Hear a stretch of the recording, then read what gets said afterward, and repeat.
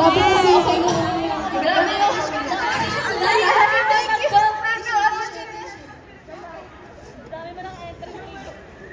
Dami ko na pong entry para ano na po. Iba na go, Ate Jules.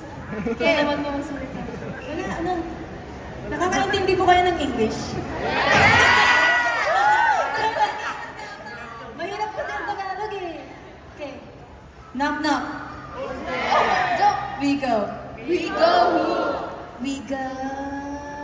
Nakalimutan ko. Go! No! Ate, may joke ako. Ano? Pero una sa lahat, Ate Janelle, please raise your right hand. Kanina ka pa. Mamaya.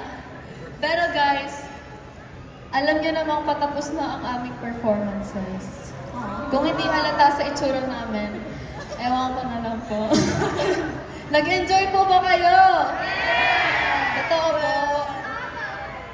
Kasi sa totoo lang, syempre, before po, parang every week may mall tour kami. So parang nakita po namin kayo. Tapos ngayon na parang, wala nang masyadong mall tour. Grabe, miss na miss talaga namin kayo. Grabe talaga. At parang hindi naman natas. It's only thing ko, miss na miss namin kayo. Talaga. Ayun, gusto nga ba magsabi ng mga words sa Wigo?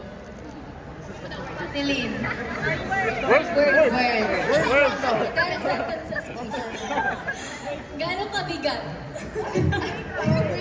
Bigat pala yung words niya.